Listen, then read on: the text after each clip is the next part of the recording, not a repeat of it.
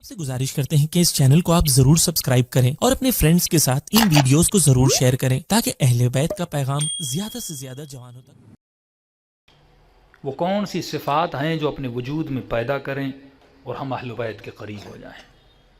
तो एक ही चीज़ की गवाही हम ज़ियारत आशूरा में हर ज़ियारत में देते हैं। अशहदु अन्नका कद अक़मत अस्सलात व आतैत ज़कात व अमरत बिल मारूफ व नहीत अनिल मुनकर। कभी मैंने सोचा कि मैं गवाही दे रहा हूँ अक़मत अस्सलात आतैत ज़कात, मौला आपने नमाज पढ़ी, मैं कौन होता हूँ गवाही देने वाला। गवाही वहाँ पे दी जाती जहाँ पे कोई न करे, यानी लोग कहें कि ये फलां साहब नमाज नहीं पढ़ते, मैं आकर गवाही दूं, नहीं, अशहदु अन्ना वो नमाज पढ़ता है, वो ज़कात देता है, वो अम्र बिल मारूफ करता है। गवाही तो यानी मुआशरे को इतना बिगाड़ दिया गया था कि लोग समझते थे हुसैन नमाज ही नहीं पढ़ते। तभी बीबी ज़ैनब को दुख किसी और बात पे नहीं था, जब कहते थे ना ये बागी की बहन है। उस वक्त बीबी रोती थी, कहती थी मेरा भाई नमाजी है। हर इमाम ने आकर गवाही दी, यानी तुम्हें दीन से दूर किया जाएगा। जब तुम्हारे इमामों को दूर किया गया, तुम्हारी हैसियत क्या है। आज क्या कहा जाता है, शिया नमाज नहीं पढ़ते, शिया रोज़ा नहीं रखते। फिर आपके ऐसे टोले भी बना दिए जाते हैं जो माह मुबारक में मौला अली की शहादत में लाहौर में क्या करते हैं, दिन दहाड़े रोज़े खोलते हैं।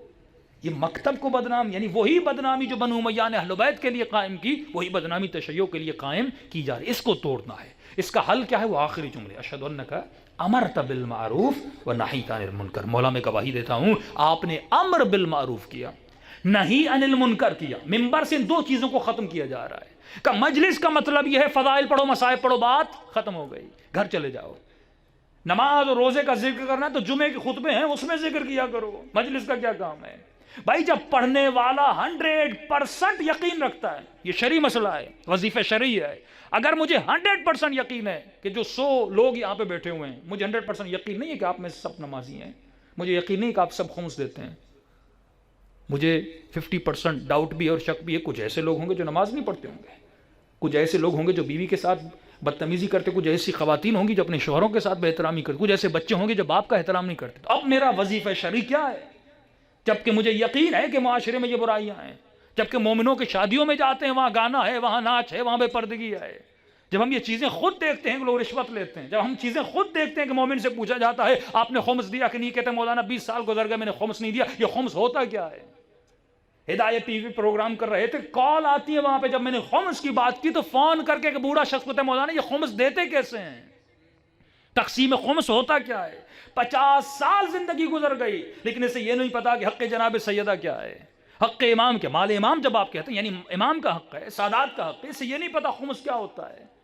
तो अब वजीफ़े शरई पढ़ने वाले का क्या बनता है, को मजलिस में लोगों को बताए कि न बताए। इमाम हुसैन पर शरअन वाजिब था वो करबला जाते, लोगों की तंबीह करते, क्योंकि माशरा मुर्दा हो गया था। एक जालिम, एक शराबी, एक जानी शख्स तख्त पे बैठा है लेकिन मुसलमान जू से तू तक नहीं होता। तो हुसैन के लिए वाजिब था क़ियाम करे और मुर्दा ज़मीरों को बेदार करे।